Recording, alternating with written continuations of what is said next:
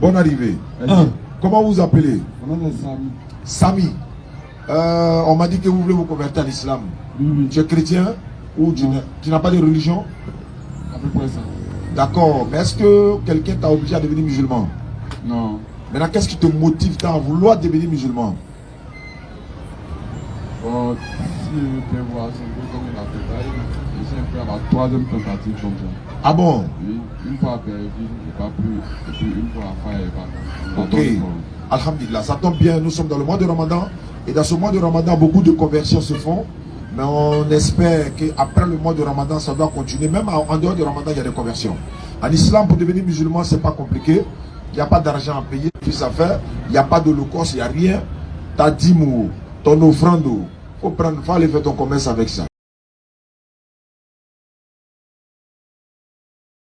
Nous-mêmes en retour ici, quand tu te convertis en islam, on t'offre un tapis de prière, un courant en français, un boubou bouteux, permettre de pratiquer ta religion. Donc pour devenir musulman, c'est de reconnaître avec ta bouche, ta langue, et répéter dans ton cœur pour dire, il n'y a pas de divinité à part Allah, Muhammad sallallahu alayhi wa sallam, il est le messager d'Allah, Jésus-Christ n'est ni Dieu ni fils de Dieu, il est l'envoyé d'Allah. Selon la Bible, le Coran c'est confirmé. Donc tu vas lever l'index droit en attrapant le micro avec la main gauche. Ce que je vais dire, tu répètes la même chose en arabe et en français, tu seras musulman. Le micro la fait attraper, voilà. Voilà. Tu dis Ashhadu. Ashhadu. An la ilaha. Allah ilaha. Illallahu. Illallah. Wa ashhadu. Wa ashhadu. Anna Muhammadan. Anna Muhammadan. Abduhu. Abduhu. Wa rasuluhu. Wa rasuluhu. J'atteste avec ma langue. J'atteste avec ma langue. Je reconnais dans mon cœur. Je reconnais dans mon cœur. Il n'y a pas de divinité qui mérite l'adoration. Il n'y a pas de divinité qui mérite l'adoration. Sauf Allah. Sauf Allah. Et Muhammad est le messager d'Allah. Et Muhammad Mahat est le messager d'Allah. Jésus-Christ est le messager d'Allah. Jésus-Christ est le messager d'Allah. Voilà, tu es devenu musulman, tu dis ça l'index. Atabir. Voici comment on fait pour devenir musulman. Et cette attestation de foi est dans Jean chapitre 17, verset 3. La Bible dit ceci. Jésus dit, la vie éternelle consiste à te connaître, toi le seul vrai Dieu, et celui que tu as envoyé, Jésus-Christ. Et à l'époque de Jésus-Christ, c'est comme ça qu'il fallait attester la foi. Il n'y a pas de divinité à part Allah. Jésus-Christ est son messager. Aujourd'hui, dans le temps de Muhammad alayhi salatu wassalam, jusqu'à la fin du monde, pas de divinité à part Allah. Muhammad alayhi salatu wassalam, il est le messager d'Allah. Aujourd'hui, c'est encore une fois, nous sommes là. Normalement, il y a deux ex-chrétiens qui doivent prêcher aujourd'hui. Ismaël Aka est fils de pasteur, converti en islam il y a plus de 10 ans de cela. Et c'est mon fils spirituel. Il fait partie des académiciens, des élèves de la DDR. Il y a Jean-Luc qui est là également, qui est ex-pasteur, qui est converti en islam le jeudi passé, vous étiez là. Lui également, il est prédicateur. Pasteur est un prédicateur. Avant de devenir musulman, lui-même était déjà un berger, disons, voilà, un berger. Il dirigeait des brebis. Donc, fils de pasteur, ex-pasteur, ça va se savoir. Donc, en attendant que Ismaël n'arrive, parce qu'il est très occupé, il y a beaucoup de choses à faire dans ce mois béni de Ramadan. Il y a des distributions de kits convertis. Il y a également de la nourriture à donner aux uns aux autres. Mais Inch'Allah, même si Ismaël n'est pas là, celui qui m'a vu a vu le Père. Je préfère même qu'il dise pasteur, au lieu de dire ex-pasteur. Je suis le pasteur Jean-Luc Ibrahim. Je préfère ça. Ça va attirer la curiosité. Tu es pasteur toujours? Non, je suis converti en islam. Donc, je suis pasteur converti en islam. Et il s'est converti en islam par la grâce d'Allah. Je l'ai dit tantôt, il n'est pas le seul. Disons, il n'est pas le premier. Il ne sera pas le dernier. Il y a eu des centaines de pasteurs qui sont convertis en islam.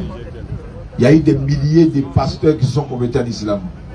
Et lorsque les gens nous disent, par exemple, dans leur communauté, ah, tel imam est devenu pasteur, tel imam s'est converti, mais est-ce que nous on crie, est-ce que nous on pleure, est-ce que nous on saute, on dit ah, Amen, Alléluia. Mais quand un pasteur devient musulman, dites Alléluia, Amen aussi.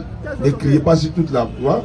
Ils ont appelé le frère dans leur live pour dire oui, tu étais dans quelle église, tu étais où, tu as prêché avec qui, ça c'est votre problème. Palmier Datier, là, vous connaissez son église? Ça veut dire quoi ça? Donc ça c'est du passé. Il est devenu musulman, nous on est là pour l'encadrer, pour l'accompagner, pour l'apprendre l'islam. Aziz Khan, qu'Allah le récompense, il est en Égypte, il était chrétien, il s'est converti en islam. On peut citer plein comme ça. Ma Olivier, il n'était même pas chrétien ni musulman, il était dans la lait. Alors, il y a un autre frère, je sais pas, c'est le pasteur, j'oublie son nom, il s'est converti à Gagnoua. Hein, il s'est converti à Gagnoua, il est à Kaï actuellement. J'oublie son nom, mais lui, il était pasteur, il est devenu musulman. C'est à travers lui-même, nous on a appris beaucoup de choses à travers ses vidéos. Il était à Daloa chez Moustapha-Si, il s'est converti et puis après il est parti. Est-ce que vous comprenez? Donc ils sont des nombreux comme ça. C'est lui qui est en Afrique du Sud. Il s'est converti et toute son église, la vidéo est sur YouTube. Et les gens l'ont pris en charge, il allait même faire le pèlerinage, tout ça, il est revenu. Il y a un même pasteur actuellement en Côte d'Ivoire. Lui fait Azan même dans son église. Ouvertement. Il ne dit pas son nom, mais vous savez. Il dit musulman. Alors, même actuellement, toutes ces personnes-là sont en train de montrer la véracité de l'islam. Donc, nous, on n'a pas besoin, on ne force pas, quoi. Allah va passer même par des non-musulmans pour faire la promotion de l'islam. Assalamu alaikum wa rahmatullahi wa barakatuh. Bismillah. Tu vois, là, tu gères là-bas. Oui, vous tournez sur ma soeur. Test micro. Ah, c'est bon? Non, c'est voix, c'est la voix qui fait. C'est que nous, nous sommes donc les voix là. Alors l'homme est à 35%. Salam alaikum wa rahmatullahi wa barakatuh. Alhamdulillahi Rabbil Alamin. Nous remercions Allah, le maître de l'univers, l'incontesté, l'incontestable créateur de toutes choses. Au-delà, c'est un peu chaud, quoi. On est en train de doser un peu. Takbir! Alhamdulillah. Allahu Akbar, ça c'est Allahu Akbar de 20%. Takbir! Ça monte un peu. Alhamdulillah. Nous remercions Allah pour tous ses bienfaits. Le créateur des choses visibles et invisibles. Et que la paix et la bénédiction d'Allah soient sur le noble messager Muhammad alayhi salatu wassalam. Vraiment désolé pour le temps mis. On a beaucoup de choses en même temps à faire.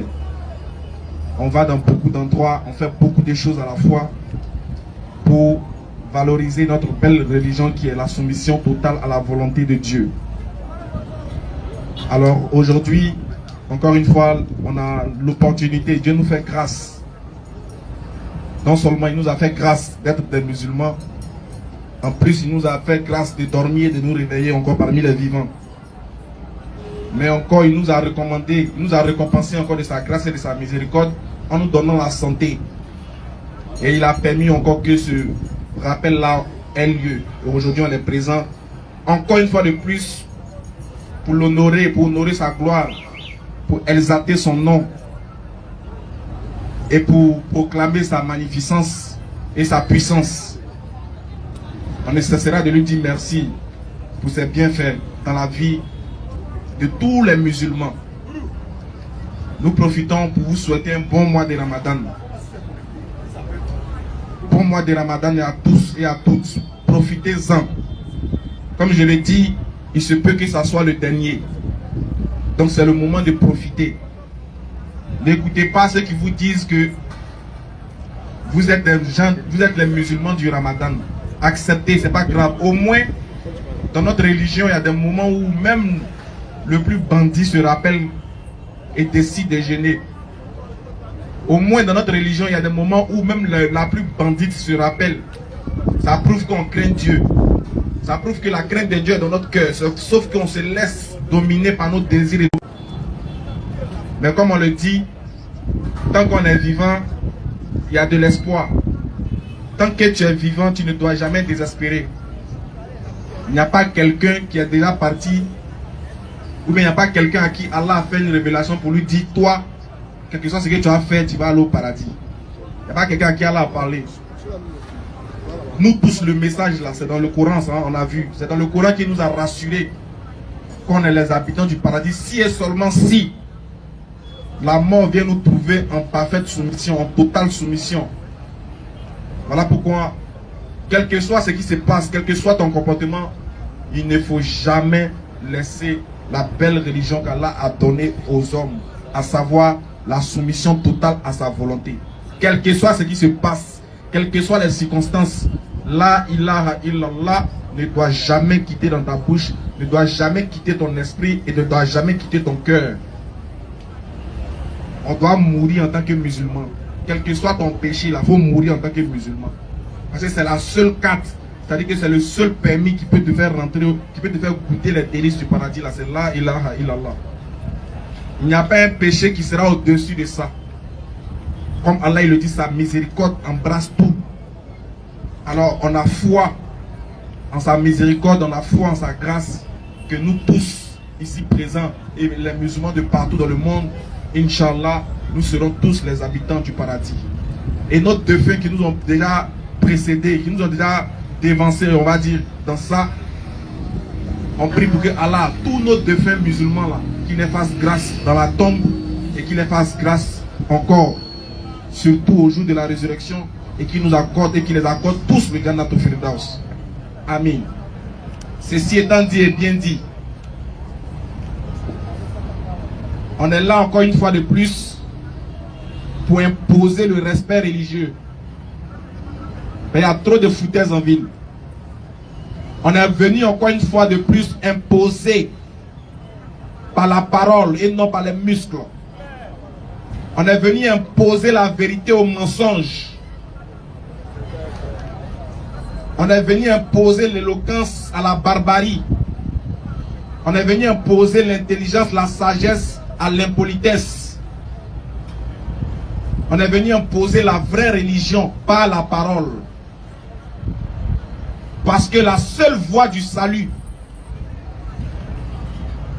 le fait qu'un être humain meure, le seul moyen par lequel il peut être sauvé, les anges vont regarder sur son front, est-ce qu'il s'est une fois prosterné devant son Seigneur? S'il dansait, en fait, direct, sans embouteillage. Si on regarde dans ton adoration, au lieu de te prosterner devant Dieu pour l'adorer, tu dansais, tu chantais. Et en plus, tu n'adorais pas le véritable. On voit que c'est un Dieu blanc, tu as adoré, tu meurs, tu vas en enfer. Le seul moyen pour qu'un homme soit sauvé, les anges doivent regarder sur ton front. S'il y a un petit point noir, tu es sauvé. S'il y a une petite marque de prosternation, tu es sauvé.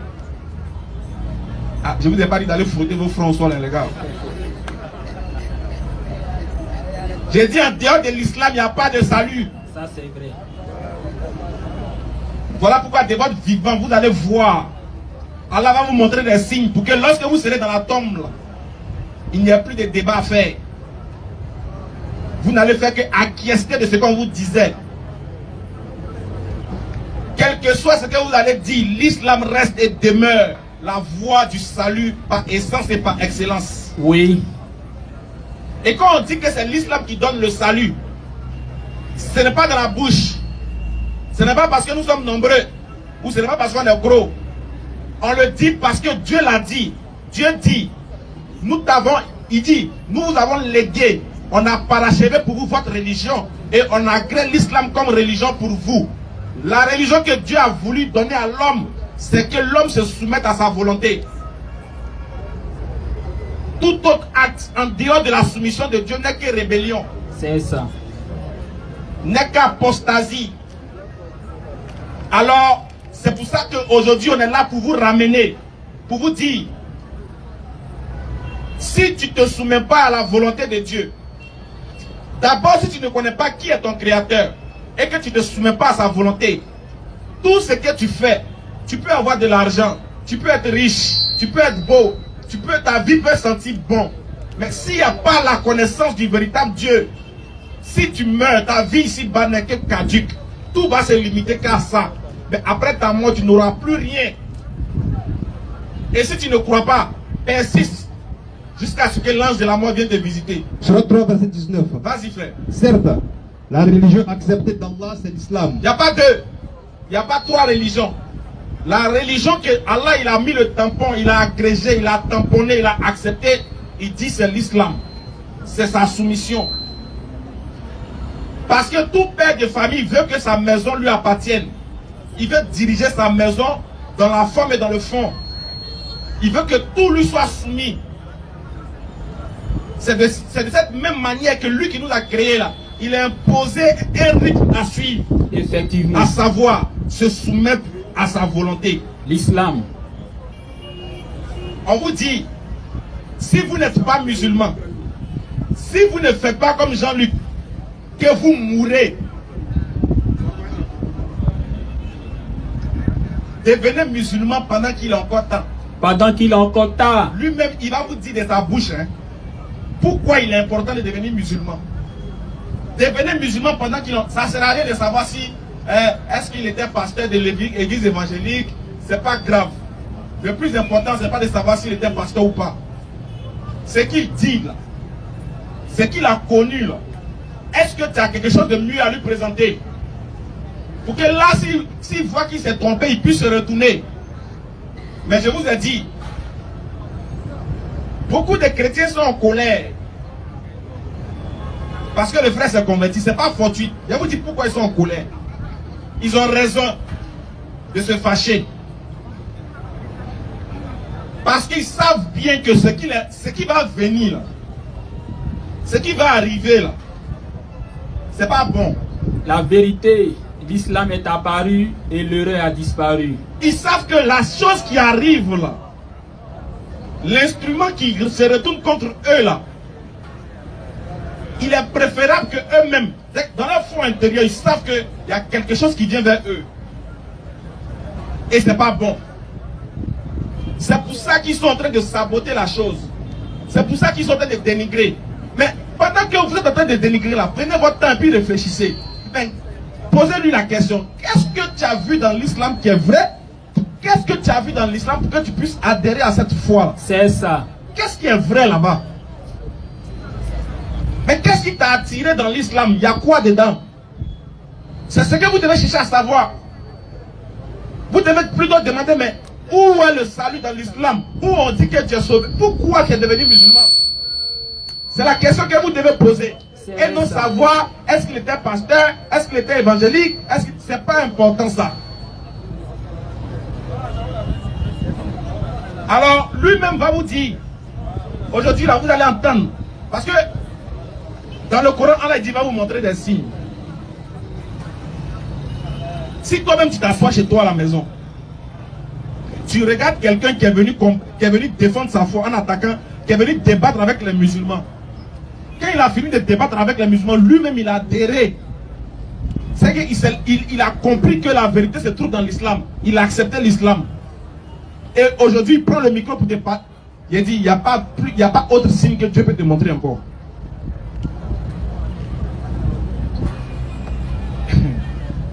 Il n'y a pas autre révélation que Dieu peut te donner encore. C'est ça, ce sont là les signes pour ceux qui réfléchissent. Écoutez bien, il n'y a pas un autre signe que Allah peut vous donner pour vous qui êtes ici là, et pour vous qui nous suivez là, pour montrer que l'islam est vrai. L'islam guide, que c'est Allah qui détient sa religion. Il n'y a pas autre signe, si ce n'est ce que vous voyez là.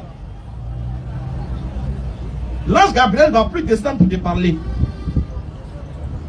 Il n'y a plus de révélation. Le dernier messager est déjà passé, c'est fini, il n'y a plus de révélation encore. Dieu ne fait plus révélation à quelqu'un. Mais la seule manière de communiquer avec toi, la seule manière de te faire voir ces signes-là, voilà les choses qui te montrent. Il n'y a pas autre manière de parler. Donc toi qui es assis dans ton fauteuil, toi qui es dans ta position là-bas, là, et puis tu vois la scène là, il faut réfléchir. Et puis il faut l'écouter. Quand tu vas l'écouter là, il faut te poser la question, mais qu'est-ce qui s'est passé? Qui fait ce genre de choses? Qui agit comme ça chez les musulmans? Chez nous là, on n'a pas besoin de venir dire, venez manger, il y a un sac de riz, on va vous distribuer. Et puis quand vous venez, on vous blague, on peut dire devenez musulman. Non, il n'y a pas ça chez nous. La seule chose que nous on dit pour attirer les gens à l'islam là, c'est le Coran. C'est les débats, c'est les échanges. C'est-à-dire que pour que toi tu deviennes musulman là, nous on ne va pas te corrompre avec de l'argent. On ne va pas te corrompre avec de la nourriture. On ne va pas te corrompre avec les femmes. C'est vrai, il y a les jolies femmes chez nous. Oui, oui. On ne va pas te corrompre aussi avec ça. La seule chose avec laquelle on va essayer de te montrer la vérité là, c'est le Coran. Parce que Allah dit dans le Coran est un livre qui guide au salut. Voici verset 126. Vas-y frère. Puis, quiconque Allah veut guider, il lui ouvre la poitrine à l'islam. Et quiconque il veut garder, il renvoie sa poitrine étroite et gênée, comme il se forçait de monter au ciel. Ainsi Allah inflige sa punition à ceux qui ne croient pas. Sourate 5 à partir du verset 14. Il n'y a pas autre manière que l'on puisse te... C'est-à-dire que on ne peut pas faire autre chose si ce n'est te montrer la vérité comme ça. Allah ne peut pas faire autre chose si ce n'est te montrer ces signes comme ça. Vas-y, Sourate 5 à partir du verset 14. Sourate 5, le verset 14. Oui. Et de ceux qui disent, nous sommes chrétiens. Allah, il dit, mais ceux qui ont attesté de leur bouche, nos frères, nos parents que nous aimons bien, qui sont chrétiens, Allah dit quoi d'eux? Ceux qui disent, nous sommes chrétiens. Nous avons pris leur engagement. Mais ils ont oublié une partie de ce qui leur a été rappelé. Donc ce que nous faisons, ce n'est que le rappel. Vous rappelez une partie de ce que vous avez oublié. Vas-y. Nous avons donc suscité entre eux Non. l'inimitié et la haine jusqu'au jour de la résurrection. Vas-y. Et Allah les informera de ce qu'ils faisaient. Continue. Ô gens du livre, notre messager Mohammed vous est certes venu, Il est venu à vous. vous exposant de beaucoup de ce que vous cachiez du livre. Il n'est pas venu vous produire quelque chose. Il n'est pas venu vous séduire avec de l'argent. Il n'est pas venu vous séduire avec de la nourriture. Il n'est pas venu vous séduire avec quelque chose d'autre. Mais il est venu avec quoi? Vas-y. Vous exposant beaucoup de ce que vous cachiez du Il livre. est venu vous exposer beaucoup de ce que vous cachez du livre. Vas-y. Et passant sur bien d'autres choses. Continue mon frère. Une lumière et un livre explicite. Il est venu avec une lumière. En plus de cette lumière-là, il est venu avec un livre explicite. Vas-y. Vous sont certes venus d'Allah. Oui. Par ceci. On prend le Coran, par le Coran, oui. Par ceci le Coran. Oui. Allah guide au chemin du salut. Reprends. Il dit quoi? Par ceci quoi? Par ceci le Coran. Non, il a dit par ceci le sac de riz. Par ceci le Coran. Non, par ceci le pain. Par ceci le Coran. Un peu de gnomi. Par ceci le Coran. Elle est. Par ceci le Coran. Non, c'est par ceci la go claire. Par ceci le Coran. Ah non, c'est du pain avec les femmes. Par On ceci n'invite le pas Coran. avec sac de riz. Par le Coran, par ceci le Coran, oui. Allah guide au chemin du salut. Allah va te guider au chemin du salut parce que le Coran est un guide. C'est pas sac de riz qui guide. C'est pas 10 000 qui guide. C'est pas Mousseau qui guide. Mais c'est le Coran qui guide. Vas-y. Ceux qui cherchent son agrément. Ah, il guide ceux qui cherchent son agrément et non ceux qui ont faim. Et non ceux qui cherchent à payer leur loyer. Ou non ceux qui cherchent à se marier. Voilà pourquoi nous on ne dit pas Dieu t'es marié, viens à l'islam. Tu veux voyager, viens à l'islam. Nous on ne dit jamais ça. Parce que l'islam n'est pas société de transport. Ce n'est pas un statut matrimonial où on vient se marier. Ce n'est pas une ONG de nourriture contre les pauvres, non. La première des choses, on utilise le Coran pour te guider. On t'invite avec le Coran et non avec l'argent, et non avec les femmes, et non avec les sacs de riz. Parce qu'il y a des gens qui mangent, qui sont rassasiés. Si c'est riz qui fait que tu vas devenir musulman là-haut, mais est-ce qu'on dit un riz là-haut? Tu vas leur dire quoi? Si c'est à cause des femmes qu'on veut que tu deviennes musulman, mais est-ce qu'ils sont déjà mariés? On va leur dire quoi? Il y a des gens qui voyagent déjà. Ils ont déjà l'argent, ils sont riches. Qu'est-ce que l'islam peut les apporter? Allah dit par ceci le Coran. Par ceci le Coran, vas-y. Par ceci le Coran. Oui. Allah guide au chemin du salut. Il guide au chemin du salut. Ceux qui cherchent son agrément. Ceux qui cherchent son agrément. Et il les fait sortir des ténèbres à la lumière. Il les fait sortir d'où ça? Des ténèbres à la lumière. Donc tant que tu n'es pas musulman, tu es dans le noir. C'est ça. Tu es dans les ténèbres. Voilà pourquoi il était dans les ténèbres, il est sorti, il a porté beaucoup blanc. Il est dans les blancs maintenant. Takbir! Abat les ténébreux. Un ténébreux, c'est quelqu'un qui séduit quelqu'un pour devenir musulman et pour accepter sa foi et un sac de riz. Un ténébreux, c'est celui qui voit quelqu'un attester de l'unicité de Dieu puis il est jaloux. Que pourquoi quand vous faites votre convertir là, vous filmez? On filmera. On filmait. On va filmer et on filmera. Pourquoi vous aussi, quand on prêche là, on filme? Mais si on prêche, on filme. Pourquoi quand il y a un fruit de presse là, on peut en filmer? Vous aussi, allez-y convertir votre imam. C'est tout. Mais c'est clair. Vous avez mal parce qu'on a converti un pasteur. Si vraiment vous avez le pouvoir de recevoir, de ressusciter, de guider, les imams sont là. Cherchez un imam là-bas, puis convertissez-le, on voit. C'est tout. Si Dédé a converti pasteur, ça vous fait mal. Convertissez imam aussi, ça fait 1-1. Pour l'instant, on mène 1-0. Et je vous dis, il reste 2 minutes de temps additionnel. Qu'Allah donne la bonne compréhension. Restez musulmans jusqu'à la fin. Inch'Allah, priez. D'abord, priez la dites à Dieu. Donne-moi l'argent. Quand vous venez de demander l'argent, voiture, maison, là, à la fin, la dites, pardon. Maintiens-moi dans l'islam jusqu'à la fin. Et accorde-moi le Jannat au Firdaus. Qu'Allah donne la bonne compréhension. Si c'est mon frère, bismillah, fais à volonté. Sois béni, mon frère Aka. Amen. C'est intéressant parce que Aka et moi, nous avons une histoire commune. Vous voyez, vous avez en face de vous ici 2 anciens chrétiens. Lui, il est fils de pasteur. C'est pour dire quoi? Il est né dans la parole. Il est né avec la Bible à la bouche. Mais aujourd'hui, il a compris la vérité. Non. Et il a accepté l'islam. Moi également, je suis né chrétien. Je suis devenu pasteur. Et comme l'islam est la vérité, il est dit dans le Coran, la vérité, l'islam est apparu et l'erreur a disparu. Alors quand l'islam est apparu, bien évidemment, l'erreur ne pouvait plus rester. Et donc aujourd'hui, tout comme Aka, j'ai pris la résolution d'accepter l'islam. Takbir! Et pour montrer combien de fois je suis fier de trouver la vérité. Parce que depuis longtemps, je cherchais la vérité. Je pensais l'avoir trouvée. Et c'est ce qui m'a poussé à devenir pasteur.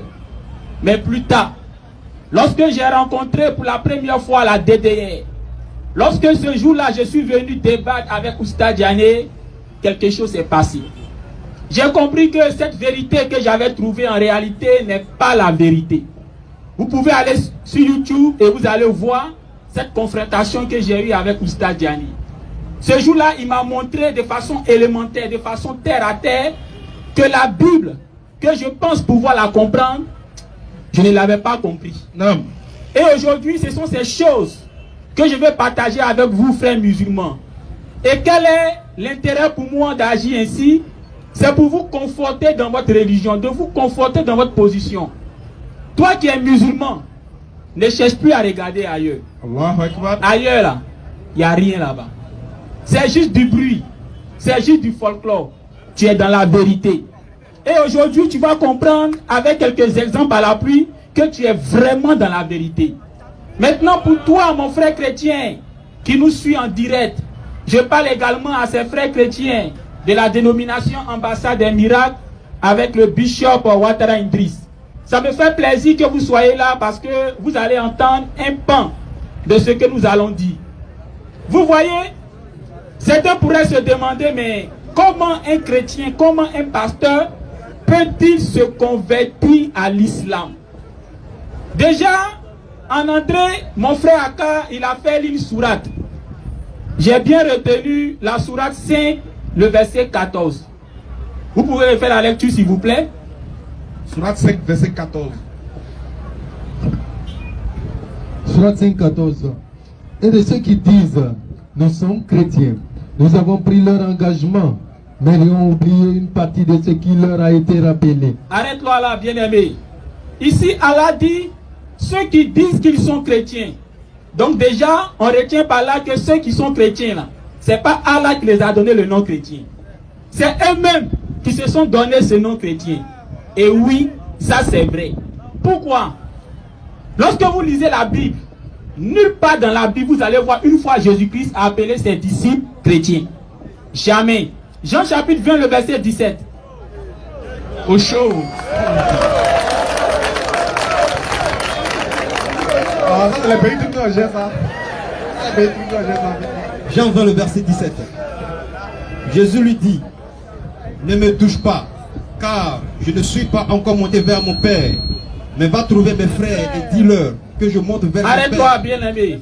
Ici, Jésus-Christ appelle ses disciples mes frères. Vous allez voir dans la Bible, Jésus-Christ les a toujours appelés mes frères. S'il a trop exagéré, il les a appelés mes amis. Mais nulle part, Jésus-Christ de sa propre bouche les a appelés chrétiens. Donc quand Allah dit dans la sourate 5, le verset 14, ceux qui se disent chrétiens, donc c'est vrai, c'est eux-mêmes qui se sont fait appeler chrétiens. Allah dit, nous prenons votre engagement. Mais Allah continue, ils ont oublié ce qui leur a été révélé. Et qu'est-ce qui leur a été révélé?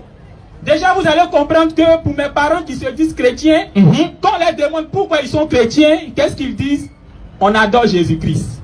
Vous voyez, ça c'est une erreur grave. Non. Un chrétien qui dit qu'il adore Jésus-Christ, donc effectivement, Allah a raison. Ils ont oublié ce qui a été révélé. Matthieu, chapitre 16, à partir du verset 13 jusqu'au verset 16. Vous allez comprendre pourquoi Allah a dit qu'ils ont vraiment oublié.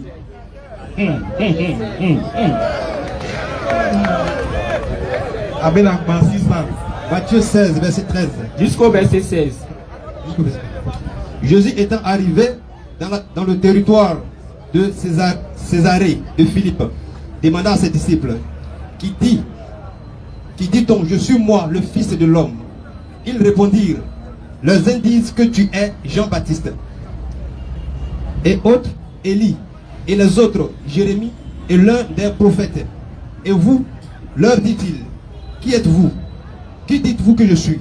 Simon-Pierre répondit, tu es le Christ, Fils du Dieu vivant.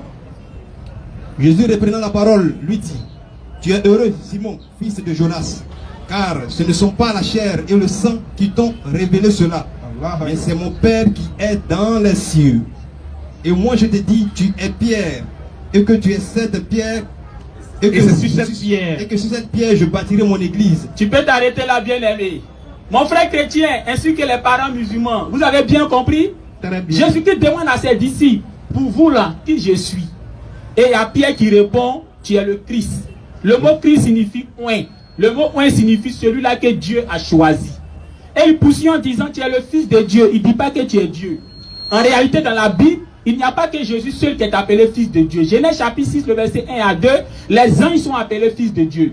Luc chapitre 3, le dernier verset, Adam est appelé Fils de Dieu. Et même Jésus-Christ lui-même dit, en Matthieu chapitre 5, que ceux qui font ce qui est bien, ceux qui sont pacifiques, sont également fils de Dieu. Donc quand Pierre dit, tu es le Christ, c'est-à-dire celui-là que Dieu a choisi, et que tu es le Fils de Dieu, il montre simplement que Jésus-Christ est tout sauf Dieu, mais il est simplement qu'un serviteur de Dieu. Maintenant, regardez la réponse de Jésus. Jésus lui a dit, cette réponse que tu as donnée là, elle est juste. En réalité, c'est Dieu, c'est-à-dire mon Père qui t'a révélé cela. Raison pour laquelle moi, Jésus-Christ, je prends un engagement. Toi, Pierre, là, c'est sur toi que je vais bâtir mon église. Autrement dit, l'église du Seigneur Jésus-Christ, oui, cette église-là, elle est bâtie sur la réponse de Pierre, qui reconnaît Jésus-Christ comme étant qui? Le Christ, c'est-à-dire celui-là que Dieu a choisi, et non comme étant Dieu. Mais eux, ils se disent chrétiens, normalement, ils devaient reconnaître Jésus-Christ comme étant le Christ, mais non, et ils reconnaissent Jésus-Christ comme étant Dieu. C'est-à-dire qu'eux-mêmes, là, ils ne sont même pas dans la révélation. Parce que la révélation dit quoi? Toi qui es Pierre, et sur cette pierre, je bâtirai mon église, parce que tout simplement, toi, Pierre, tu reconnais que je suis le Christ et non que je suis Dieu. Tu reconnais que je suis le Fils de Dieu et non que je suis Dieu. Donc, par conséquent, l'église du Seigneur Jésus-Christ, la communauté du Seigneur Jésus-Christ, qui sera bâtie sur pierre, c'est ceux-là qui vont reconnaître Jésus-Christ comme étant le Christ, c'est-à-dire le Messie, comme étant le Machia, et non comme étant Dieu. C'est pour ça qu'Allah dit, on a pris votre engagement, mais on a remarqué que vous avez oublié ce qui vous a été révélé. Et qu'est-ce qui lui a été révélé? Il a été révélé que Jésus-Christ n'est pas Dieu, mais qu'il est le Christ. C'est-à-dire celui-là que Dieu a choisi et qu'il a envoyé pour une mission bien spéciale. Alors mon frère chrétien, c'est le moment de te rattraper. C'est le moment de te rattraper. Oui, parce que toi-même, tu t'es donné un titre et tu as oublié quelque chose. Qu'est-ce que tu as oublié? Tu as oublié ce qui t'a été révélé. Vous voyez, ce qui t'a été révélé, on vient de le voir en Matthieu chapitre 16, le verset 13 à 16, c'est que ce qui t'a été révélé, c'est que Jésus-Christ, qui est venu pour le peuple d'Israël, il est le Christ, et non qu'il est Dieu. Donc ça, là, tu as oublié ça. Donc c'est une correction qu'il faut faire, c'est très important selon Allah et selon la Bible elle-même. Tu vois mon frère musulman, vas-y frère. Aujourd'hui, lorsqu'on dit aux chrétiens que nous sommes musulmans, ça les choque. Ils disent, mais musulman, ça veut dire quoi? Ceux qui ne savent pas, le mot musulman, c'est un mot arabe. Ça signifie celui qui est soumis à Dieu, c'est tout. Donc toute personne qui se soumet à Dieu, toute personne qui obéit à Dieu, par principe est musulman. Exactement. C'est comme quelqu'un qui vole, quelqu'un qui prend un objet qui ne l'appartient pas. On l'appelle comment? Un voleur. Donc celui qui est soumis à Dieu là, le mot, le terme qu'on prend pour le qualifier là, c'est musulman. Jean chapitre 5, le verset 30. Jean 5, verset 30. Je ne peux rien faire de moi-même selon ce que j'entends. Je juge et mon jugement est juste. car je ne cherche pas ma volonté, mais la volonté de celui qui m'a envoyé. Merci beaucoup, bien aimé. J'ai failli dire Amen. Excusez-moi, hein. J'ai Ouais, dit il y a de des me réflexes convertir, de temps donc en temps. souvent il peut dire Amen, il Non, peut dire Shalom. Amen, mais c'est avec pas le grave. temps, je vais m'habituer. C'est Jésus qui parle. Il dit, il ne peut rien faire de lui-même. C'est ce qu'on appelle l'humilité, c'est ce qu'on appelle la dépendance. Jésus-Christ, dont les chrétiens disent qu'il est le Dieu, là, lui dit qu'il est limité. Parce qu'il ne peut rien faire de lui-même. Autrement dit, il dépend entièrement de quelqu'un. Et celui qui dépend entièrement de quelqu'un, ça veut dire quoi? Ça veut dire qu'il est soumis à cette personne. Donc Jésus-Christ lui-même en train de dire ici que c'est quelqu'un qui est entièrement soumis. Autrement dit, c'est un bon musulman. C'est ce que Jésus-Christ est en train de dire ici. Mais vous, qui vous dites chrétien, est-ce que vous êtes comme Jésus? Ou bien vous faites contrairement à ce que Jésus-Christ a fait? Question. Quelqu'un va dire, mais ça c'est le maître Jésus-Christ qui dit qu'il est entièrement soumis à Dieu. Mais est-ce que les apôtres ont dit ça? Actes des apôtres chapitre 5, le verset 29. Acte 5, 29. Acte 5, le verset 29. Pierre et les apôtres répondirent, il faut obéir à Dieu plutôt qu'aux hommes. Sois béni. On dit Pierre et les apôtres. Donc tous les disciples de Jésus, ils ont parlé unanimement. Ils ont dit, il faut obéir à Dieu. Quelqu'un qui obéit à Dieu, on l'a dit, c'est quoi? C'est quelqu'un qui est soumis à Dieu. Donc en arabe, comment on le qualifie? C'est un musulman. Donc même les apôtres, de façon unanime, ont reconnu que eux là, ils sont soumis à Dieu. On n'a pas dit on est soumis à Jésus, mais ils ont dit qu'ils sont soumis à Dieu. Et Jésus lui-même a dit en Jean chapitre 5, le verset 30, que lui aussi il est soumis à Dieu. Donc Jésus et les apôtres, ils sont qui? Question. Parlons des apôtres. Prends la sourate 61, le dernier verset. Parlons de la soumission des apôtres. Sourate 61, le dernier verset. Qu'est-ce qui est dit là-bas?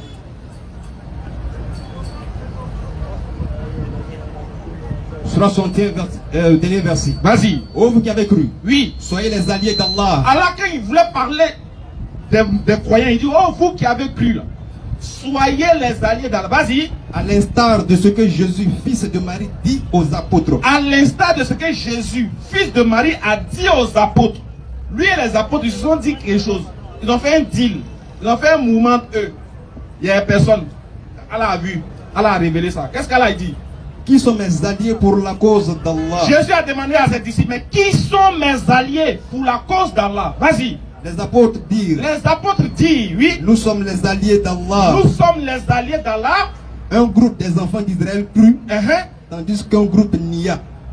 Les apôtres ont témoigné avec Jésus que nous, toi et puis nous là, nous tous là, on se met à genoux.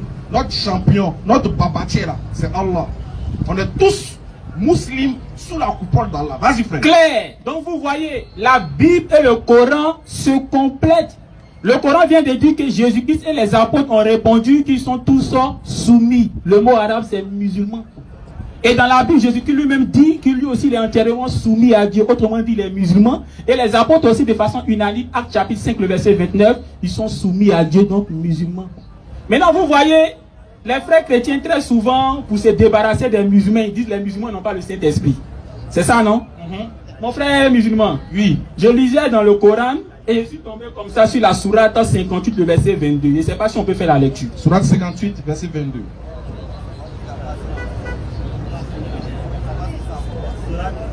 Sourate 58, le verset 22. Tu n'en trouveras pas parmi les gens qui croient en Allah et au jour dernier qui prennent pour amis ceux qui s'opposent à Allah et à son messager. Fût-il le père, le fils, le frère ou les gens de leur tribu. Non, la sourate 58, 58, hein. 58, le verset 22. Où Allah dit qu'il vous assiste par son esprit. Vas-y, continue, on va voir. Tu n'en trouveras pas parmi les gens qui croient en Allah et au jour dernier, qui prennent pour amis ceux qui s'opposent à Allah et à son messager. Fût-il le père, leur fils, le frère ou les gens de leur tribu. Continue. Il a prescrit la foi dans le cœur et les a aidés de son secours. Il les fera entrer dans les jardins sur lesquels coulent les ruisseaux, où ils demeureront éternellement. Sois béni. Allah les égale. Sois béni, sois béni. Le mot est sorti. Il les assiste. Il les assiste de son esprit. Et effectivement, dans la version Coran que j'ai reçue, c'est ce qui est écrit. Et il est dit que le mot arabe, c'est roi. Roi. Pour dire esprit. Voilà. Donc, juste pour vous dire que selon le Coran, les musulmans sont assistés aussi par l'esprit de Dieu. Mais remarquez quelque chose. Est-ce que vous avez déjà vu un musulman tomber en transe? Sachant que le Coran dit que eux aussi sont assistés par l'Esprit de Dieu? Non. Les musulmans ne tombent pas en transe. Maintenant, quelqu'un me dira, donc c'est la preuve qu'ils n'ont pas le Saint-Esprit. Jean chapitre 20, le verset 22 à 23. Après ça, Jean 20, 22. Jean 20, 22 à 23. Après ces paroles, il souffla sur eux et leur dit, recevez le Saint-Esprit. Ceux à qui vous pardonnerez les péchés, ils leur seront pardonnés. Et ceux à qui vous les retiendrez, ils leur seront retenus. Merci beaucoup. Ici, on voit les apôtres aussi qui reçoivent le Saint-Esprit. Dites-moi qui est tombé en transe parmi les apôtres? Personne. Alors dites-moi les frères chrétiens, les musulmans reçoivent le Saint-Esprit, ils ne tombent pas en transe. Les apôtres ont reçu le Saint-Esprit, ils ne sont pas tombés en transe. Donc question, le Saint-Esprit que vous recevez puis vous tombez en transe là, c'est quel Saint-Esprit? C'est un Saint-Esprit d'Agogo. Il faut jouer, j'en pas de face. Salam alaikum wa rahmatullahi wa barakatuh. Wa alaikum salam. Il y a des questions déjà. Ah, il a. On va pas demander pour sa question. Ok, vas-y, scanner. Pendant la série des questions, on va continuer l'enseignement, Inch'Allah. Monsieur Ansel a demandé pour sa question. Marcel. Monsieur Marcel a demandé pour sa question. Volume de mon micro.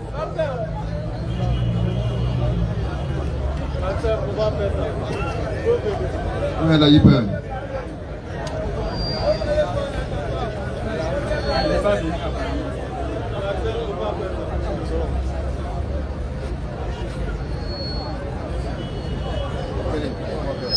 En tout cas, posez toutes les questions. Même si vous voulez savoir les preuves bibliques qui montrent que dans la Bible, là, Mohammed a été annoncé, posez ces questions-là. Où est-ce que Mohammed est mentionné dans la Bible? On va vous donner, il y a trop de versets.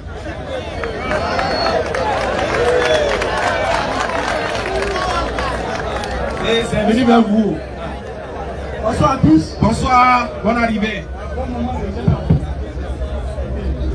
Au fait, moi, je voulais me renseigner sur le Coran. Oui. Je ne suis pas venu en tant que... Côté Coran, ça voilà, va ça. faire le débat, mais je suis venu juste pour comprendre. Vas-y. Voilà. Donc, ma question, c'est... Je ne sais pas si c'est vrai ou pas, mais j'ai appris qu'il est écrit dans le Coran que les musulmans, après, au paradis, chaque musulman aura 72 vierges. C'est-à-dire, chaque musulman aura 72 vierges. Donc je vais me renseigner pour voir si c'est vrai.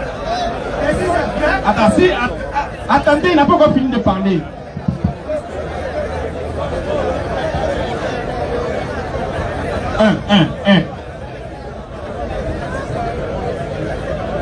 Donc on a compris la question du frère, mais ce qui est intéressant, tu verras que même dans la Bible, au paradis, on aura des femmes. Quand il va finir avec le Coran, moi je récupère avec la Bible. Vous êtes foutus. Ça va péter. Tu as dit que tu voulais savoir s'il y a 70 vierges. Non, si c'est vraiment écrit dans le Coran que chaque musulman aura 72 vierges. Si oui, si c'est écrit, qu'en est-il de nos mamans ici bas, arriver au ciel là-bas, elles vont faire comment? Ah, d'accord. Il n'y a pas de souci. Très bien, d'abord, le mot 72 là, c'est pas écrit dans le Coran. Moi, je n'ai pas encore vu ça dans le Coran. Maintenant, dans la foi musulmane, il est accepté que les musulmans auront des femmes, si Dieu le veut là-bas. Auront des femmes. C'est même pas un problème pour nous les musulmans. On peut lire au moins surat pour qu'on puisse comprendre. Il y en a plein, il y en a dans la sourate 55, il y en a dans la sourate... J'ai dit, mon frère, écoute, c'est pour gagner un temps. Il y a dans le Coran, dans l'islam, il est approuvé que les musulmans auront des épouses. Ça, c'est vous qui le dites. Lisez au moins le Coran. Moi, je suis venu pour comprendre le Coran. Ce qu'il va lire là, c'est ce qui a été dit que c'est vrai. C'est pour gagner un temps. Il dit oui, c'est vrai, c'est écrit dans le Coran qu'on aura des femmes. Et ok. Ah, ouais, donc, ça dit que je lis. Si le Coran dit pour les hommes que chacun aura 72 vierges là-bas, je viens. Je n'ai pas dit. Le mot 72 n'existe pas. On dit on aura des femmes, des ouris.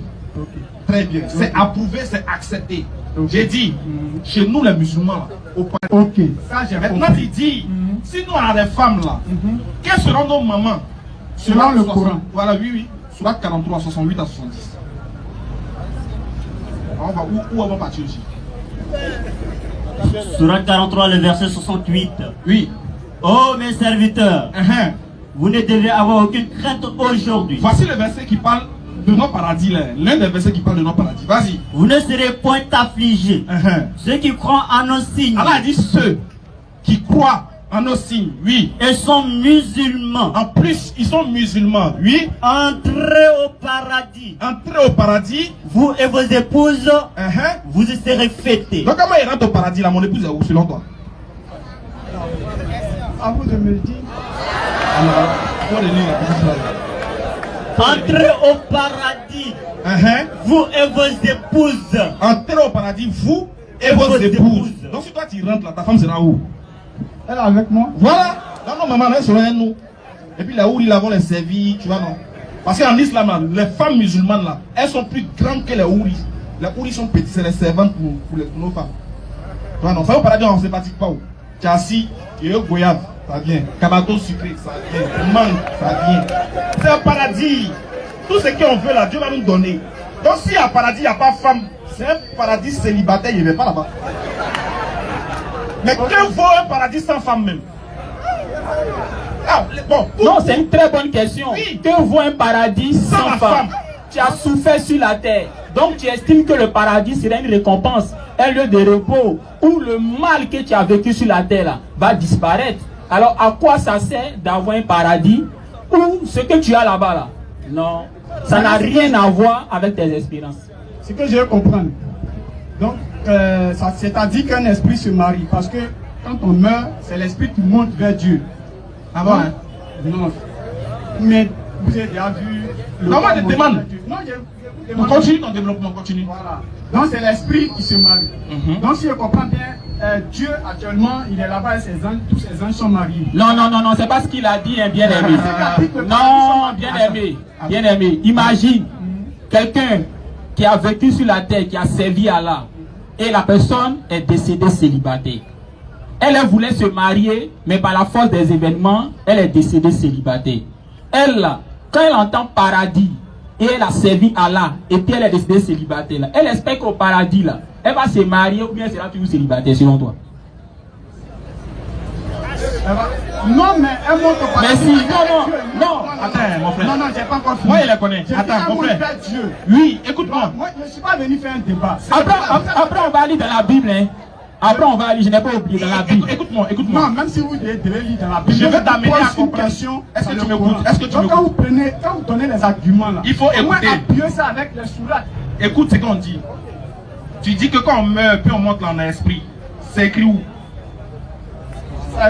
Je ne sais pas où c'est écrit. C'est pourquoi je demandais. Bah, chez nous là. Quand vous mourrez, c'est pas. Voilà. Il n'est écrit nulle part que quand on meurt, on retourne dans l'esprit. Ça n'existe pas. Pourquoi? Parce que tu dis bien, toi-même tu dis bien, les esprits ne fêtent pas. Les esprits ne se marient pas. D'accord? Si les esprits. Je n'ai pas dit les esprits ne se marient pas. J'ai dit que je considère que chez vous, les esprits peut-être sont mariés. Voilà ce que j'ai posé comme question. Non. Si les esprits ne sont pas mariés, si les esprits ne sont pas mariés, alors, quand un musulman meurt, par exemple, comme ça, selon le Coran, c'est sa chair qui monte ou bien c'est quoi qui monte vers Dieu? Il est une nouvelle créature là-bas. Il n'est pas un esprit. La preuve. Est-ce qu'on. Je viens. Est-ce que quand on meurt, on a deux destinations? On a le paradis et l'enfer. Est-ce qu'en enfer, les gens seront châtiés? Bien sûr. Est-ce qu'ils vont brûler? Bien sûr. Est-ce qu'un esprit peut brûler? Bon, l'esprit ne peut pas brûler, mais c'est dans le feu de la gêne, donc c'est la souffrance là-bas. Non, j'ai dit. C'est la souffrance. En enfer, là, est-ce que les gens vont brûler? Moi, je ne suis pas venu répondre aux questions. Je suis venu vous poser des questions. C'est dans la réponse. C'est dans ta réponse. Selon le Coran. Très bien. Donc, c'est plus la question que vous êtes. Comme tu n'as pas la réponse, selon le Coran là, c'est quelle je t'ai déjà répondu. J'ai dit que selon le Coran là, on est une nouvelle créature. On sera des créatures au ciel et non des esprits. Parce que et calme-toi. Parce qu'au paradis là, on va manger. On va ressentir la joie, on va manger, on va vivre au paradis. Est-ce qu'un esprit peut faire tout ça? On va ressentir des choses au paradis. Donc, on ne sera pas des esprits. Voilà. Maintenant, pour savoir le corps que tu auras là-bas, il faut tout faire. Tu seras dans la religion des bien guidés. Là, comme ça, quand tu seras au paradis, là, tu vas expérimenter ça. Mais déjà, sache que même dans la Bible, il est dit aussi qu'au paradis, on prendra des femmes. Matthieu chapitre 19, le verset 27 à 29. Ça, c'est le premier texte. Ensuite, Isaïe 65, le verset 17, 21 à 24. Matthieu 19, le verset 28. Jésus leur répondit, je vous le dis en vérité, quand le Fils de l'homme, au renouvellement de toutes choses, sera assis sur le trône de sa gloire, vous qui m'avez suivi, vous serez de même assis sur 12 trônes, et vous jugerez les 12 tribus d'Israël. Et quiconque aura quitté, à cause de mon nom, ses frères ou ses sœurs, ou son père, ou sa mère, ou sa femme, ou ses enfants, ou ses terres, ou ses maisons, recevra le centuple et héritera la vie éternelle. Sois béni, bien-aimé. Ici, c'est un disciple de Jésus qui lui a demandé, Maître, nous qui avons tout quitté pour te suivre là, qu'est-ce qu'on va gagner? Jésus dit au renouvellement de toutes choses. Tu comprends, non? Au renouvellement. Autrement dit, dans le paradis, quand Dieu va renouveler toutes choses, voici ce que vous aurez. Vous les 12 qui m'avez suivi là, vous allez siéger sur 12 trônes pour juger les 12 tribus d'Israël. Maintenant, les autres qui m'ont suivi là, parmi eux, ceux qui ont abandonné leurs femmes à cause de moi, auront 100 fois plus de femmes. Ceux qui ont abandonné leur terre, ceux qui ont abandonné... Il faut relire encore. Matthieu 19, le verset 27 à 29. Et quiconque aura quitté, à cause de mon nom, ses frères, ou ses sœurs, ou son père, ou sa mère, ou sa femme, ou ses enfants, ou ses terres, ou ses maisons, recevra le centuple et héritera la vie éternelle. Tu as compris? Tu as compris? Donc, non, je réponds et puis tu vas rebondir. Donc, Jésus-Christ dit, ceux qui ont abandonné leurs femmes à cause de lui vont recevoir 100 fois plus. Donc, ils auront des femmes. Maintenant, le 100 fois plus là, ça vous remonte.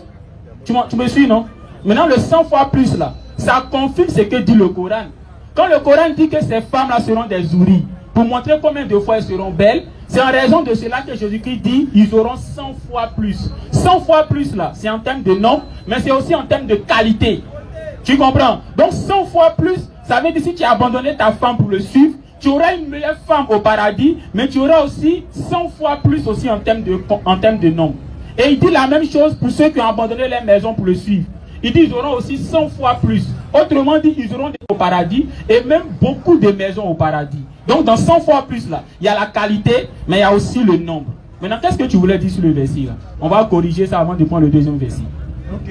En fait, ce verset là, ça parle ici-bas. Ça parle d'ici-bas et non au ciel. Parce que cette même question, si vraiment vous vous rappelez de la Bible, hein, il est écrit dans la Bible.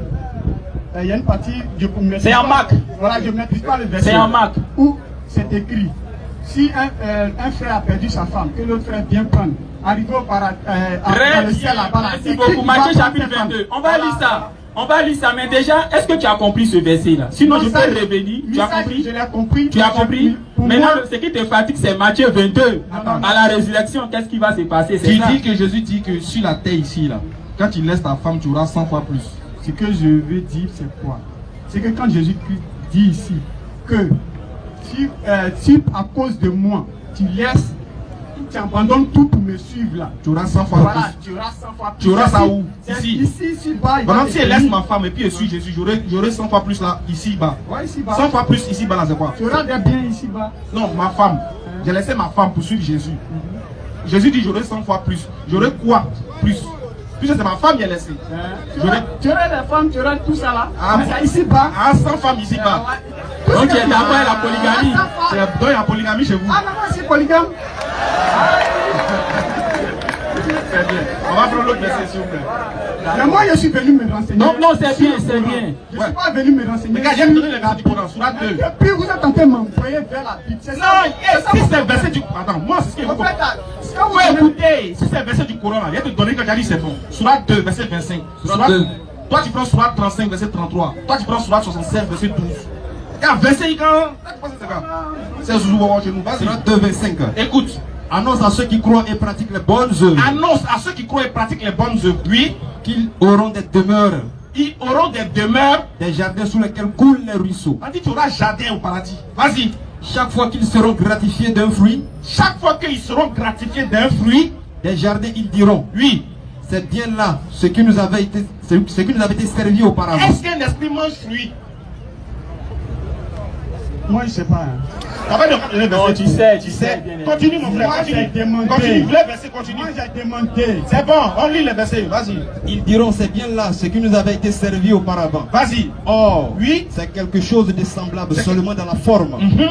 Ils auront là des épouses pures. Ils seront là des épouses pures. Et ils demeureront éternellement. Ça, c'est chic paradis. Vas-y, Claire. Surat 35, verset 33. C'est ça, on dit paradis. Paradis, oui, on s'ennuie, on est comme des anges. On circule entre elles et le vent. C'est pas ça là. Donc, toi, tu meurs. Toi, tu as souffert sur la terre. Tu meurs. Et ta femme, vous partez au paradis. Vous ne vous connaissez pas. Vous êtes des frères. C'est pas ça. Vas-y. Les jardins d'Éden, Oui. où ils entreront, Où nous, les musulmans, on va rentrer là. Hein? parés de bracelets en or. On sera parlé des bracelets en or. Esprit pas de bracelet. C'est quoi ça? Vas-y. La question que vous me posez comme. Je t'ai dit qu'on est des hommes, on s'agit des créatures. Tu dis non. Il faut te démontrer maintenant. Est-ce Vas-y. qu'aujourd'hui. Parés de Faut te bracelets, calmer. Faut te calmer. Vas-y. parés de bracelets en or, Oui. ainsi que de perles. Uh-huh. Et là, leurs vêtements seront de soie. On aura des vêtements là-bas, bien habillés, choco, frère. On sent bon, on parle dit mon frère. Que veux-tu de plus? Vas-y. Et ils diront, Et on dira, louange à Allah, hey, alhamdoulilah, qui a écarté de nous oui, la fiction. il a écarté de nous les problèmes, les gnanis, gnanis, on n'est plus dedans, on n'est plus dedans. Enfin, oui, il est mort au paradis, et puis il devient comme un ange, je m'envole, vous. Faux paradis, paradis quoi, non, on veut pas. Surah 76 à partir du verset 12. Si c'est le verset là, te donner quand tu as me dit c'est bon. Hey. Surah 76, 12. Surah 76 au verset 12. Oui. Et les rétribuera pour ce qu'ils ont enduré. Regarde, Allah il dit, non, remonte à partir du verset 11, on va. Allah les protégera donc du mal Oui. de ce jour-là. Allah dit, il va nous protéger du mal de ce jour-là, oui. Il les fera rencontrer la splendeur et la joie.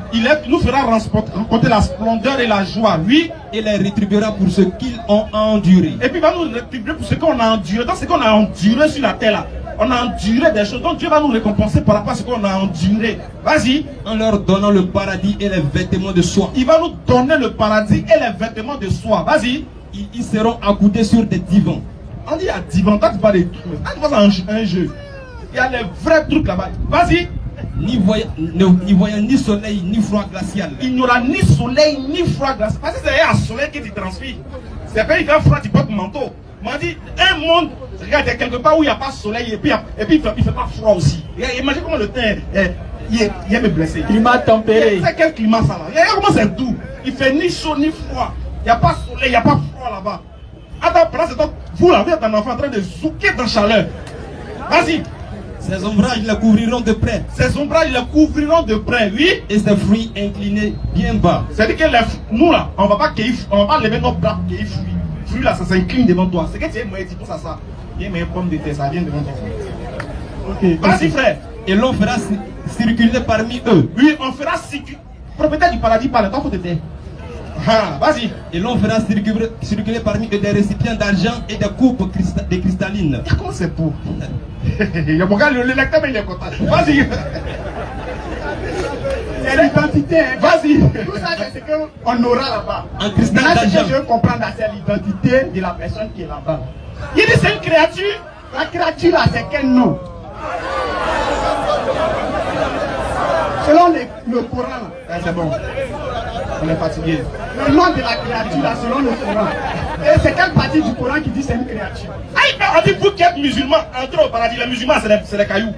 Non, lui, on sait que c'est créature, mais c'est quelle espèce? Parce que. Non, pardonnez. On dit musulmans, entrez au paradis. Nous les musulmans, on est quoi? Parce que, On est des hommes. parce qu'on sait que l'homme est doté de 3 entités. Mais attends, on dit vous qui êtes musulmans, entrez au paradis. On vous dit voilà ce que Dieu va vous donner. Et vous dites on est quelle espèce? On sait que l'homme Est-ce que nous on est l'homme est cailloux? doté de 3 entités. Vous et moi, nous le savons. De l'esprit, de la chair et de ce qu'on appelle de l'âme. Qui t'a dit ça? Toi, tu n'as pas d'esprit. Qui t'a dit ça? Est-ce que toi, tu n'as pas d'esprit? C'est quoi un esprit? C'est quoi un esprit pour moi? Comment ça c'est quoi un esprit pour moi? Tu n'as pas d'esprit. C'est quoi un esprit? Il faut me dire. D'accord, le prochain. Tu connais n'est pas esprit divin. On sera des créatures, on sera des hommes. Mais comment on sera là? Quel genre d'homme on sera là? Allah seul le sait. Bonsoir, bonsoir. Bonsoir. Bon, quel est le passage que j'ai vu la scène? Il fallait que je vienne poser une question. Allons-y mon frère, bonne arrivée. Posez toutes les questions. Toutes les questions. Pourquoi prier en... Deux questions. C'est pas un débat, je vais me renseigner. Merci beaucoup. Parce beaucoup. que j'ai tendance à voir ici des débats de musulmans et des chrétiens, ça et là, ça et là. Comme vous êtes devenus musulmans, ainsi que nous, les raisons qui vous ont poussé à devenir musulmans. Pour que nous autres, qui ne sommes pas chrétiens, qui ne sommes pas musulmans, qui avons d'autres croyances, on puisse aussi, si vous suivez, si c'est bon. Et ça, je veux d'abord. Je vais poser ma deuxième question. Ok. Bon. Les raisons sont simples. Parce que si on veut citer les raisons qui nous ont poussé à devenir musulmans, on ne va pas quitter ici aujourd'hui.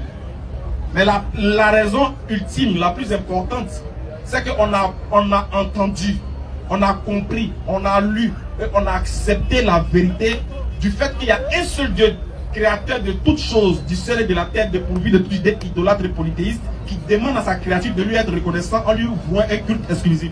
On a accepté et c'est fini, on est devenu musulman. Cette preuve-là, personne ne peut l'ébranler. Aucun être humain, quelle que soit sa science, en face de nous ne peut prouver le contraire. Voilà pourquoi on est devenu musulman. Marc chapitre 12, le verset 26 à 29.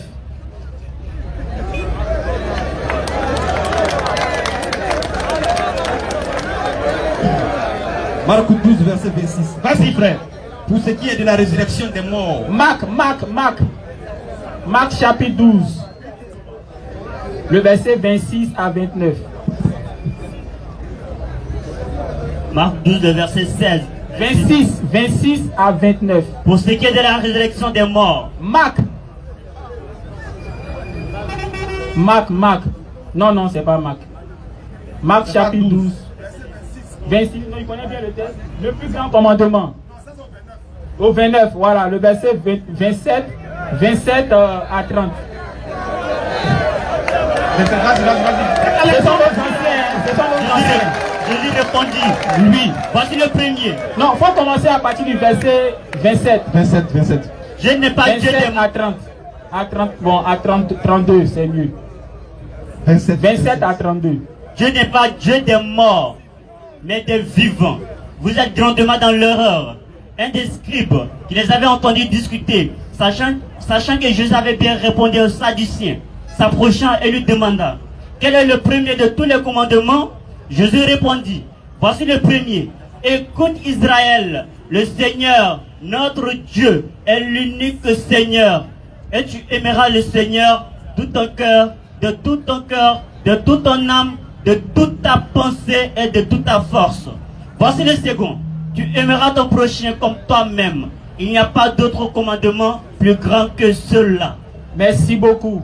Donc ici, c'est le Seigneur Jésus-Christ à qui un scribe a posé la question. Maître, quel est le plus grand commandement? Le plus grand. Il a répondu, le premier et le plus grand est: écoute, ô Israël, l'Éternel, notre Dieu, donc il est le Dieu de Jésus-Christ aussi, est unique. C'est ce que les Arabes appellent l'unicité de Dieu ou encore le Tawhid. Donc ça, Jésus-Christ dit, c'est le premier et le plus grand. Tu comprends, non? Le premier et le plus grand. Et après, il dit aimer son prochain comme soi-même, autrement dit pratiquer les bonnes œuvres. Il dit ces deux-là, ça résume toute la loi de Dieu ainsi que le commandement. Quand on regarde ça, on voit que toute la Bible parle de ces deux plus grands commandements et c'est la même chose qu'on trouve dans le Coran. Autrement dit, l'islam est la seule religion pratiquée dans la Bible et jusqu'à aujourd'hui qui enseigne le Tawhid, c'est-à-dire l'unicité de Dieu et la pratique des bonnes œuvres. Voilà, c'est tout ça là qui nous a conduit à l'islam. Allons-y rapidement. Deuxième question. Deuxième question. Pour quelqu'un qui n'est pas musulman. Parce que moi, je ne suis pas musulman. Moi, j'ai ma religion, j'ai ma pratique. Si je veux devenir musulman, il n'y a pas de principe ou bien il n'y a pas d'interdit, il n'y a pas de contrainte. Parce que tu ne vas pas suivre quelqu'un parce qu'il faut le suivre. Quand tu le suis, c'est pour aboutir à quelque chose de bon. Mais si c'est pour suivre quelqu'un par contrainte ou même par oppression, en tout cas, vous allez faire suivre. Donc, si pour devenir musulman, s'il n'y a pas de contrainte, s'il n'y a pas de principe, s'il n'y a pas d'obligation, tu veux de si Il n'y a pas de Parce complexe. que je ne vais pas dire oui. Et si je dis oui, je viens Surat maintenant 2, ménager devant moi. Surat 2, verset Ah, oui, 256. Surat 2, 256. Surat 2, verset 256. Écoute bien ce que Dieu dit dans le Coran. Nulle contrainte en religion. Nulle contrainte en religion, oui. Car le bon chemin s'est distingué de l'égarement. En islam, on ne force personne à devenir musulman. Le Coran dit nulle contrainte d'une manière quelconque, que ce soit par du chantage, que ce soit par la peur, nulle contrainte en religion. Parce que ce qui dérive de la religion vient du cœur.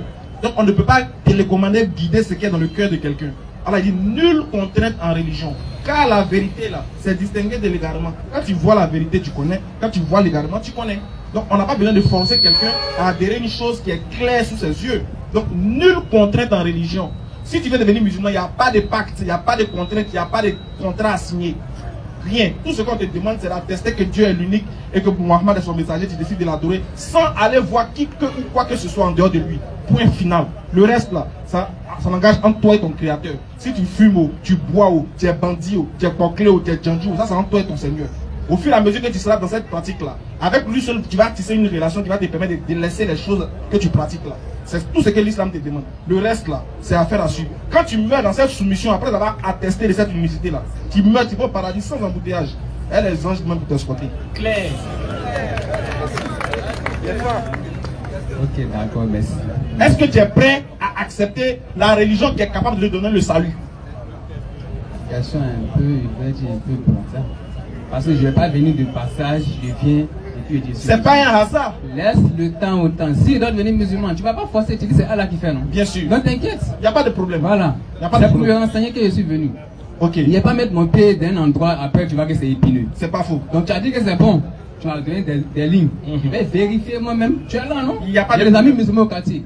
C'est-à-dire, comme j'ai déjà eu les premiers mots, je vais suivre. Si ça m'arrange, je vais faire. Inch'Allah. Parce Il que n'y je a pas n'ai de pas laissé problème. moi ma pratique ailleurs. Je peux mettre quelque part qui sera plus mauvaise que ma pratique. Il n'y a pas de problème. Ça aussi.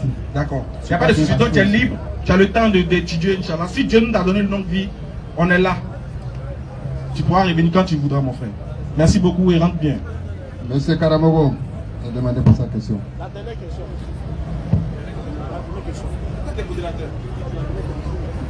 Monsieur Karamogo a demandé pour sa question.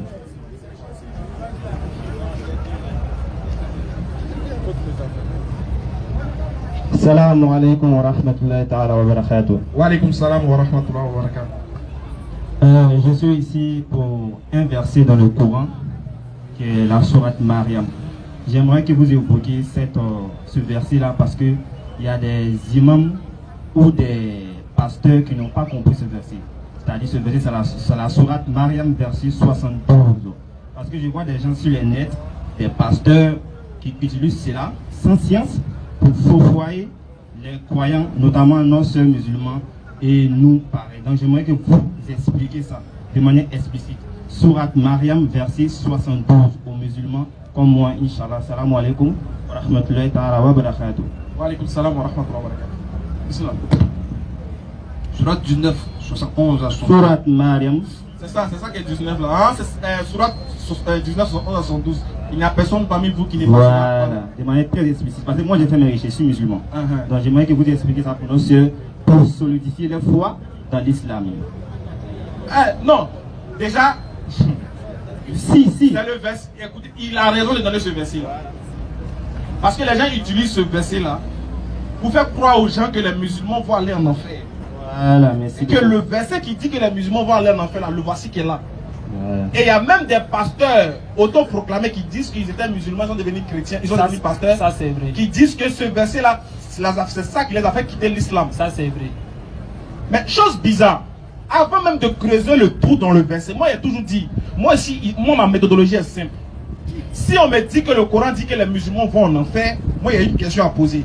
Si le Coran dit que les musulmans vont en enfer, c'est que le Coran a promis le paradis à quelqu'un. Oui. Qui sera au paradis selon le Coran? Les croyants. Les croyants, est-ce que c'est les chrétiens? Non, les musulmans. C'est tout.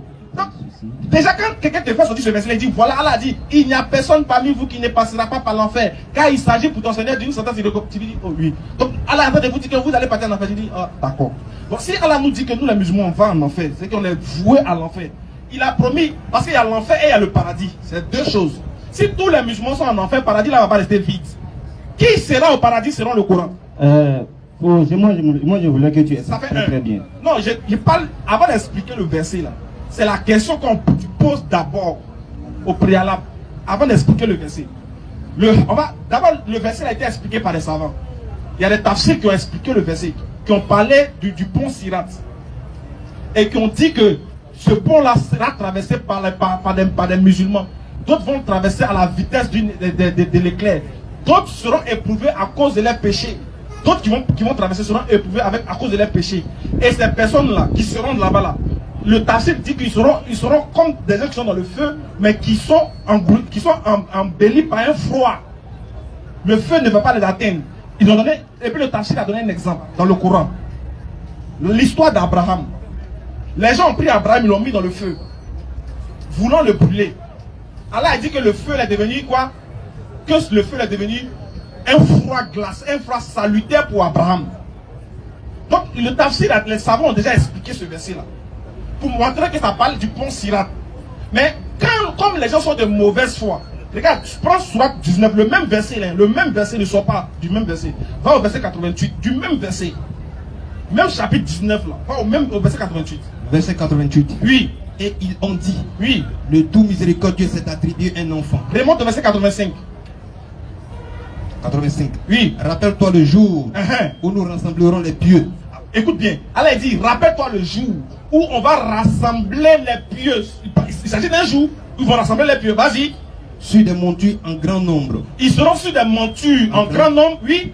Auprès du tout miséricordieux. Auprès du tout miséricordieux. Donc les gens pieux là, ils seront auprès du tout miséricordieux. Continue. Et pousseront les criminels à l'enfer. Qui seront en enfer? Les criminels. Alors, est-ce qu'ils ont dit les musulmans? Non. Alors, qui sera en enfer dans le même chapitre là? Donc si tu donnes la Sourate 19, on dit qu'il n'y a pas de problème. Comme tu dis que, parce que là-bas ils n'ont pas dit que les musulmans iront en enfer. On dit qu'il n'y a personne parmi vous qui ne passera par l'enfer. Ils disent qu'il s'agit des musulmans. Mais le problème c'est que l'enfer est un lieu où on demeure éternellement. Mais dans ce même chapitre du Coran là, Allah il parle de ceux qui seront en enfer. Tu prends le verset 85 du même chapitre. On va relire encore. Verset 85, qu'est-ce qu'Allah dit? Rappelle-toi le jour. Et rappelle-toi le jour où nous rassemblerons les pieux. Parce que dans le verset 71 là, et dans le verset 71 là, on dit que les pieux. Alors relis le verset 71 de la Sourate 19, 71 à 72. 71 à 72. 72. Oui. Il n'y a personne parmi vous. Écoute bien, enfin, oui. Il n'y a personne parmi vous qui ne passera pas par l'enfer. Car il s'agit là pour ton Seigneur d'une sentence irrévocable. Continue. Ensuite, nous délivrerons ceux qui étaient pieux. Donc les pieux seront délivrés. Vas-y. Et nous y laisserons les injustes agenouillés. Quelle sera la place des pieux dans le même chapitre? Verset 85 maintenant. Du même chapitre, oui. Verset 85. Rappelle-toi. Rappelle-toi. Le jour où nous rassemblerons les pieux. Les pieux seront rassemblés sur des montures en grand pompe. Sur des montures en grand pompe. Auprès du tout miséricordieux. Ces pieux-là seront auprès du tout miséricordieux. Maintenant, qui sera voué à l'enfer éternellement? Oui. Et pousseront les criminels à l'enfer. Vas-y. Comme un troupeau à l'abreuvoir. C'est tout. Claire. Maintenant, mon frère Akaye peut dire quelque chose rapidement. Vas-y, frère. Ce qui les fatigue, c'est le mot pieux. Le mot pieux, là, c'est un mot qui les fatigue malheureusement. Quand on dit quelqu'un est pieux, c'est quelqu'un qui craint Dieu. On peut être pieux et croyant, et on peut ne pas être croyant et être pieux. Je prends un exemple. Quelqu'un qui n'est pas musulman, mais qui craint Dieu, à cause de Dieu, il ne fait pas du mal aux gens. Il est pieux. Comme quelqu'un qui est musulman est aussi pieux. Maintenant, au verset 72, là, on dit il n'y a personne parmi vous. Le vous là c'est mis pour qui? Au verset 69. Il est dit eux et les diables. Nous allons tous les rassembler autour de l'enfer. En parlant de eux et les diables, il s'agit bien évidemment des mécréants ainsi que les diables. Et le verset suivant dit et nous connaissons parmi eux, c'est-à-dire parmi ces mécréants, ceux qui étaient les plus obstinés contre les seigneurs. Ceux-là, ils seront les plus brûlés dans l'enfer. Donc parmi les mécréants ainsi que le diable, ceux qui sont les plus obstinés contre Allah, c'est ceux-là que Allah va le plus brûler en enfer. Maintenant, Allah dit, les pieux parmi les mécréants, c'est ceux-là qui seront châtiés pendant un temps, puis seront délivrés. Parce que le mot pieux, comme je l'ai dit, ça désigne deux catégories de personnes. Tu peux être croyant, donc tu es pieux d'office. Comme tu peux ne pas être croyant, mais tu crains Dieu, on t'appelle aussi un pieux. Donc parmi les mécréants, il y a des gens comme ça, qui ne sont pas musulmans, mais qui ont la crainte de Dieu. Allah dit, ils seront châtiés juste pour un temps dans l'enfer et on va les délivrer. Par contre, les plus obstinés là, eux, ils seront les plus brûlés dans l'enfer. Donc ça c'est la sourate là, à partir du verset 69 jusqu'au verset 70. Ok, alhamdoulilah, je suis satisfait de la réponse parce que j'ai fait mes recherches. On parle du bon Sira. Donc je suis venu ici pour solidifier la foi des musulmans, c'est-à-dire de mes soeurs et de mes frères. Il ne faut même pas t'inquiéter. Voilà, donc alhamdoulilah. Si tous les musulmans qui suivent la DDA ici, la sourate 19, 111 à 112 là, ils sont déjà habitués à ça. D'accord, alhamdoulilah. Voilà. Wa alaykoum salam wa rahmatullah. Avant de partir, avant de mettre un thème à la cérémonie, et il y a une cérémonie encore, on rappelle, alhamdoulilah, depuis la conversion du pasteur, il reçoit beaucoup d'attaques. Beaucoup même des panels se sont organisés sur sa personne. Les gens appellent pour fouiller dans sa vie intime, dans sa vie privée. Donc il est de notre devoir, nous les musulmans, de protéger aussi notre frère, comme on le peut. C'est Allah qui protège, mais nous aussi on peut faire on peut mener des actions pour montrer qu'on est avec lui. Et hier, entre 17h et 18h par là, j'ai lancé un live sur TikTok. Et les gens ont contribué en masse pour soutenir notre frère. Donc on a récolté la somme de 330 000 francs pour notre frère, pour qu'on puisse passer son ramadan. Donc je tenais à remercier tous ceux et celles qui ont participé lors de ce live là, pour toutes les actions qu'ils ont menées. Et je tiens à dire aux gens qui sont en train de chercher forcément à rentrer dans la vie privée du monsieur, de libérer sa vie. C'est juste une conversion. Il n'a pas volé maman de quelqu'un ni femme de quelqu'un. Qu'elle en donne la bonne compréhension. Sur ce,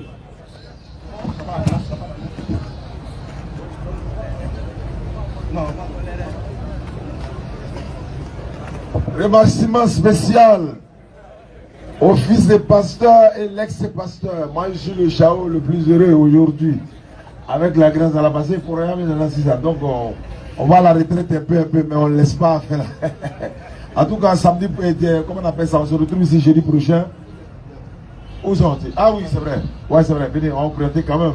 Voilà, ce sont nos. Kaba, viens, tu vas les présenter. Ils sont venus nous rendre visite. En Allah, nous avons des invités. Ce sont des frères qui font beaucoup aussi. Sur la toile, Mohamed Kaba est mieux placé pour les présenter. Vous les connaissez sans doute sur les réseaux sociaux. Effectivement. Al-Mustafa. Comme vous le connaissez tous, il s'appelle Maherzen. Il fait des cantiques sur. Pasteur Mohamed Koulibaly, ouais, Koulibaly qui vient ici tous les jours là. Viens là. Il a fait le livre. Il est dedans à Jean-Luc. Mais lui, c'est pas qu'il a. Il a corrigé ça. Tu as corrigé ça là? Il a corrigé le livre là. Donc prends ton livre. Prends. Il est dedans à Jean-Luc. Quand tu fais ça, tu vas dire que tu veux nous ramasser quoi. Ah, donc il a déjà corrigé le livre là. Donc c'est pas la peine. Donc alhamdulillah, bismillah. Vous le connaissez tous. Il s'appelle Maherzen, accompagné de Ibrahim le Bazaraki. Voilà, lui il fait des micro-trottoirs pour permettre à la communauté musulmane de savoir vraiment, de leur vraiment, religion. Vraiment. Voilà, les cultures générales de la religion. L'islam a combien de piliers, la foi combien de piliers, voilà, très important.